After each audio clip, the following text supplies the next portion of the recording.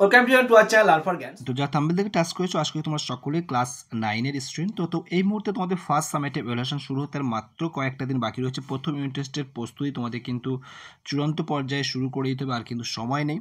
So সেই কারণে তোমাদের পরীক্ষার প্রস্তুতি আরও বেটার করার জন্য আমরা শেষ মুহূর্তের প্রস্তুতি নিয়ে চলে এসেছি। ইংলিশের যে সমস্ত গুরুত্বপূর্ণ টপিক তোমাদের ভালো করে প্রিপেয়ার করে যাওয়া দরকার, সেগুলো তোমরা কিন্তু এখানে পেয়ে যাবে। বিশেষ করে তোমাদের সিনের যে পার্ট থাকে, সেই সিনের পার্টে তোমাদের যে কবিতার পার্টটা থাকে, কবিতা অটম কবিতা রয়েছে, সেই কবিতার থেকে যেমন কোশ্চেনগুলো থাকে, সেই কোশ্চেনের আনসারগুলো লিখতে তোমাদের অসুবিধা হয়। তো সেই সমস্ত কবিতা যে আনসার কীভাবে লিখবে ইন ডিটেলস এক্সপ্লেন করে দিচ্ছি। তারপরে গ্রামার, টেক্সচুয়াল গ্রামার এবং রাইটিং, এগুলো আমি বলে দেবো। তো আশা করি তোমাদের সেটা ভীষণভাবে উপকৃত হবে বা তোমাদের সেটা ভীষণভাবে কাজে আসবে। তো সেই কারণে অবশ্যই তোমরা প্রচুর পরিমাণে বন্ধুদের শেয়ার করো। ফার্স্ট টাইম আমার চ্যানেল সাবস্ক্রাইব করে দিয়ে ভালো লাগলে অবশ্যই লাইক এবং কমেন্ট করতে ভুলবে না। আশা করি তোমরা সকলেই ফার্স্ট টাইম ভিজিট করেছো আমার চ্যানেলে, তো সেই কারণে অবশ্যই শেয়ার করে দেবে। বিগত বছরগুলোতে প্রচুর হেল্প করে এসেছি এবং আগামী বছরগুলোতেও তোমরা হেল্প পাবে, সেই কারণে অবশ্যই রেগুলার ওয়েতে ক্লাসগুলো দেখতে থাকো। তো ফার্স্ট অফ অল যে কোশ্চেন তোমরা দেখতে পাচ্ছ অন স্ক্রিনে, হু রোড দ্য পোয়েম, কবিতাটি লিখেছেন, অটম কবিতাটি কে লিখেছেন, বা দিতে পারে what is the name of the poem. তো you have to write there the name of the poem is autumn and the poet is John Clare. আর যদি এইভাবে দেয় who wrote the poem autumn, তাহলে হু এর জায়গায় জন clear দেবে, বাকি যা আছে সেম টু সেম লিখে দিচ্ছ। কবিতাটি কে লিখেছেন। হোয়াট সেক দ্য ক্যাসমেন্ট, এই যে জানলার যে কাজটা সেটা সারাদিন কিসে নাড়িয়ে যায়, তাহলে হোয়াটের জায়গায় দিচ্ছ কি, বাকি সেম টু সেম থাকবে। হোয়াটের জায়গায় দিচ্ছ ফিটফুল গাস্ট, অর্থাৎ দমকা বাতাস যেটা আছে সেটাকে কিন্তু সেটাই সারাদিন জানলার যেটা ক্যাসমেন্ট থাকে সেটাকে নাড়িয়ে যাচ্ছে। How long does the fitful gust shake the casement, how does, তাহলে এখানে ডাস রয়েছে, তারপরে যখন এখানে আমরা এটা দেখো কোনো কিছু নেই, জাস্ট ভার্বের প্রেজেন্ট ফর্ম রয়েছে, জাস্ট যখন আনসার লিখবো তখন এখানে সেক্স করে দেবে। তাহলে the faithful guards check the casement all day. তারপরে where from does the faithful guards take the faded যে ফেডেড লেপ রয়েছে, সে লিপসটা কোথা থেকে নিয়ে আসছে, তাহলে where from does the faithful guards take the faded লিপসটা কোথা থেকে নিয়ে আসছে, the faithful guards takes the faded leaves from মসিয়াম ট্রি থেকে কিন্তু সেগুলো নিয়ে আসছে। How long does the shaking the twig dance, কতক্ষণ পর্যন্ত সেই কম্পিতমান কচি ডালগুলো মানে নৃত্য করে আর কি, বা সেগুলো অ্যাকচুয়ালি কাঁপে আর কি, বাতাসে নড়ছে। তো সেটা the shaking of the twig dance still short of eve মানে ইভিনিং, সন্ধে পর্যন্ত সেটা কিন্তু কম্পিত হচ্ছে। হোয়ার ডিড স্প্যারো সিট, কোথায় স্প্যারো বসে থাকে, দ্য স্প্যারো স্যাট, ডিড যেহেতু আছে তাই আমরা আনসার লেখার সময় কী করলাম, সিটটাকে স্যাট করে দিলাম, স্যাট অন দ্য কটেজ রিক বলতে জানো, সেটা যে চিলে কথা বলা হয় সেখানে। হু ইজ চিরপিং, হু এর জায়গায় দিয়ে দিচ্ছ দ্য স্প্যারো ইজ চিরপিং। তারপরে নেক্সট কি বলছে, খুব ইম্পর্টেন্ট কোশ্চেন নেক্সট কোশ্চেনটা, এটা কিন্তু খুব ইম্পর্টেন্ট কোশ্চেন, তোমরা অবশ্যই এটা ভালো করে প্র্যাকটিস করবে। যেগুলো ইম্পর্টেন্ট বলবো সেগুলো অবশ্যই ভালো করে প্র্যাকটিস করবে। হোয়াট উড দ্য স্প্যারো যে মেক বিলিভ, স্প্যারোর যে কিচিরমিচির ডাক সেটা কি বিশ্বাস যোগায়, দ্য স্প্যারো যে would make believe that spring just now fluttering by in summer lap with flowers to lie, তাহলে এখানে যে কিচিরমিচিটা বিশ্বাস যোগাচ্ছে যে বসন্ত যেটা সে ছলনা করে গ্রীষ্মের বুকে সমস্ত সৌন্দর্যকে রেখে দিয়ে চলে গিয়েছেন। নেক্সট আমরা চলে আসি হোয়ার যেগুলো স্টার মার্চ আমি বলে দিলাম, দেখে নেবে তোমরা। Where did the peasant nacelle round, কোথায় যে পিজেন্ট পায়রাগুলো সেগুলো নেসেল মানে তার বাসা যেগুলো সেগুলো কিসের চারপাশে বাজছে, নেসেল রাউন্ড কোট, সেই কোট যেটা রয়েছে সে তার চারপাশে। কোট মিন্স হচ্ছে এখানে শীতপ্রধান অঞ্চলে যেগুলো পাখিদের বসবাস করার জন্য একরকম ঘর তৈরি করা, সেটাকে কবিতা পড়ার সময় এক্সপ্লেন করে দিয়েছি, সেটা তো অবশ্যই দেখবে। হোয়ার ওয়াজ দ্য কক ক্রোয়িং, কোথায় হচ্ছে ককটা আর কি সে ডাকছে আর কি, the cock crowing, the cock was crowing upon the ডাং হিল, মলের স্তূপের উপরে কিন্তু দাঁড়িয়ে, মলের স্তূপ যখন জমে ডাং হিল তৈরি হয়ে গেছে সেখানে।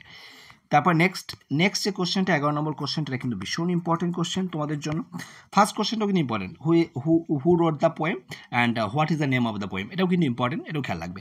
What happen to the leaves of the mausoleum tree in autumn, অটমের সময় এই যে মসলিয়াম ট্রি এর কী হয়, in autumn the fitful gust drives away the faded leaves from the mausoleum tree and throws them by the window pane with 1000 other down the lane, তাহলে এখানে অটমের সময় ফিটফুল দমকা বাতাসগুলো কী করে, সমস্ত যে ফেডেড লিপস রয়েছে সেগুলোকে নিয়ে আসে মসলিয়াম ট্রির কাছ থেকে এবং সেগুলোকে পাক খাওয়ায় জানলার কাছের কাছে, এবং তার সঙ্গে আরও যে সমস্ত পাতা থাকে হাজার পাতাগুলো সেগুলো কিন্তু সেই পথ বরাবর সেখানে উঠতে থাকে। What are the thing that poet loves to see in November days, এটাও কিন্তু ভীষণ ইম্পর্টেন্ট, অর্থাৎ সমস্ত কোশ্চেনগুলো দিয়ে রেখেছি মোস্ট ইম্পর্টেন্ট কোশ্চেন। তাহলে what are the thing that the poet loves to see November ডেতে কবি কী দেখতে ভালোবাসেন? On November days the poet loves to see the cottage smoke curling upward through an tree and pigeon nestling round the court and the cock crowing upon dunghill. কবি November মাসের দিনগুলোতে ভালোবাসেন দেখতে সেই কটেজের যে কটেজ যেগুলো থাকে তার ধোঁয়া যেগুলো আছে সেগুলো যে পাক খেতে খেতে উপরে উঠে যাচ্ছে, সেই ডালপালাহীন যে গাছগুলো যার কোনো পাতা নেই, সেই সমস্ত শুকনো গাছ আর কি, যেগুলো আর কি পাতা ঝরে গেছে, সেই গাছের মাছ থেকে পাক খেতে উপরে উঠে যায়। কবিতা পড়ানোর সময় খুব এক্সপ্লেন করে সুন্দর করে, সেটা আশা করি দেখে নেবে। Pigeon nacelle round the court, এবং সেই কোর্টের চারপাশে যখন পায়রা বাসা বাঁধছে সেগুলো, এবং যখন সেই ডাংহিলের ওপরে মলের স্তরের উপরে দাঁড়িয়ে মোরগগুলো ডাকে। What do you mean the casement in the poem autumn? এই ক্যাসমেন্ট মিনস কি? In the poem autumn the casement by casement we what do you mean, তাহলে এখানে mean a big window that open like a, এখানে I করে দেবে, এখানে we না করে আই করে দেবে। I mean a big window that open like a door, যেটা দরজার মতো করে খোলা যায়। লেস ইম্পর্টেন্ট কোশ্চেন, বাট তবু একটু দেখে রেখে দেবে, অত ইম্পর্টেন্ট নয়। নেক্সট হচ্ছে হোয়াট ডাস, এখানে অ্যাকচুয়ালি পোয়েট মেনশন করে ভালো হতো। What does the poet describe in his poem autumn? Autumn কবিতায় কবি কী বর্ণনা করেছেন? In the poem autumn the poet describe the mellow beauty of autumn in the country. এই যে অটমের সময় যে গ্রাম্য অঞ্চলে যে সৌন্দর্য ফুটে ওঠে সেটাই তিনি বর্ণনা করেছেন। হু গ্রান্ট অ্যান্ড হোয়ার, কে এই ঘোষঘোষ শব্দ করেন কোথায়? The pig grunt under the oak trees, oak গাছের নিচে কিন্তু শুকরগুলো কিন্তু বেশি তারা ডাকছে এবং তারা সেখানে ঘুরে বেড়াচ্ছে। For under the okay tree, তার যে ওক গাছের ফল সেটাকে খাওয়ার জন্য। Describe the activities of the pigs in autumn, এই অটমের যে অ্যাক্টিভিটি এটাই কিন্তু কাজ যে কী করে এটাই বেশি important. The grunting pigs wait for the acorn to fall in autumn when they fall, the pigs scramble and hurry to collect them. তাহলে যখন সেই ফলটা পড়বে সেই অপেক্ষায় তারা থাকে, এবং যেই সেটা পড়ে, যখন সেটা পড়বে তখন তারা কিন্তু একে অপরের দিকে ধাক্কা ধাক্কি হুড়োহুড়ি করে সেটা কিন্তু শব্দ করতে করতে সেটাকে সংগ্রহ করতে যায়। Where does the feather of raven fall, এই যে দ্বারকাক যেটা বলা হচ্ছে তার যে ফেদারগুলো কোথায় পড়ছে? The feather of raven fall on the stubble, সেই আমরা নাড়া বলি না, সেখানটা আলো পড়ি আর কি। নেক্সট যেটা আছে the name the bird and their cries mention in the autumn, autumn কবিতায় যে বার্ডগুলোর নাম উল্লেখ করেছে এবং তাদের যে ডাক সেটা দেখো। The birds like the pigeon, cock, raven and the crow are mention in the poem, and the sparrow, jay and the cock crows, এগুলো কিন্তু উল্লেখ করা হয়েছে। নেক্সট কোশ্চেন হচ্ছে, এখানে নেক্সট কোশ্চেনটা দেখতে থাকো। What is meant by the stubbly mention in the poem? Stubbly means কি? আলি ইজ আ মেডো, এটা তৃণভূমি আর কি। A stretch of open grassland, যেটা ঘাসে ভরা জমি। Where the lea is full of corn are left after the harvest, সেখানে শস্য যে সমস্ত চাষবাসে পড়ে যে অংশ পড়ে থাকছে সেখানে। Where do the faded leaves tree, এটা তো আগের পার্টে বললাম কোথায়, আগে বড় কোশ্চেনের মধ্যেই ছিল, কোথায় ছিল পাক খাচ্ছে। What happen with the cottage smoke, cottage স্মোকটা কী হচ্ছে? কটেজ স্মোকটা দেখো এনে পাক খেতে উপরে উঠে যাচ্ছে সেই পাতাহীন গাছের মধ্য দিয়ে। What happen to the leaves of Muslim tree, এটা রিপিট কোশ্চেন হয়ে গেছে, এটা রিপিট কোশ্চেন দরকার নেই। What is the effect of the sparrow chirp of the poet mind, এটাও ঠিক আমরা আগে কোশ্চেন, তার আনসার ঘুরিয়ে দেওয়া হয়েছে। তাহলে এই ছিল কয়েকটা কোশ্চেন তোমাদের। এরপর আমরা চলে আসি টেক্সচুয়াল যে গ্রামারগুলো রয়েছে, গ্রামারগুলো রানিং তোমাদেরকে আমি বলে দিচ্ছি, তোমরা এখানে পরপর যে কটা ন্যারেশন রয়েছে পিডিএফটা তোমরা কালেক্ট করে নিতে পারো, পিডিএফটা কিন্তু খুবই ইম্পর্টেন্ট তোমাদের জন্য। তো দেখো, the teacher side to the student keep quiet, এটা ইম্পারেটিভ সেন্টেন্স আছে, তাহলে টিচার টোল দ্য স্টুডেন্টস বা ইনস্ট্রাক্টেড বা order the student to keep quiet, এটা তোমরা করতে পারো। নেক্সট মাই সমস্ত ন্যারেশন আমরা এক জায়গায় তুলে নিয়েছি, যে কোনো ন্যারেশন তোমাদের বইয়ে রয়েছে, যেহেতু তোমার টেক্সচুয়াল গ্রামার থাকে 9-এ সেই কারণে। My mother said to me may your dream come true, my mother wished me that my dream might come true, এটা হয়ে গেছে। এবং then student side, sir please allow us to play in the field, তাহলে students requested their sir that they might be allow to play in the field. Bulbuli said to his friend, will you come tomorrow? Bulbuli asked his friend if she would go the next day. তারপরে Phulmoni says I am fine, Phulmoni says that she is fine. I said to I said to him, will you share your tiffin with me? I asked him if he would share his tiffin with me. তারপরে Anjan's mother said your father has left for Mumbai Anjan's mother said that his father had left for Mumbai running বলছে এই কারণে কারণ video lengthy হয়ে যাবে and তোমাদের যদি মনে হয় যে গ্রামার আমার শিখতে চাই তাহলে আমাদের মেম্বারশিপ নেওয়া আছে সেখানে তোমরা জয়েন হতে পারো আমাদের সেখানে রেগুলার ওয়েতে গ্রামার ক্লাস মেম্বারদের জন্য প্রোভাইড করা হয় জয়েন স্টুডেন্টদের জন্য ঠিক আছে অনেক কিছু থাকে তো গ্রামার সেগুলো ইন ডিটেলস এক্সপ্লেন করতে গেলে সেটা স্টুডেন্টের জন্য প্রোভাইড করা হয় ইন ডিটেলসে তোমরা সেটা চাইলে এনরোল করতে পারো the girls triumphantly said, "Hooray, we have won the match."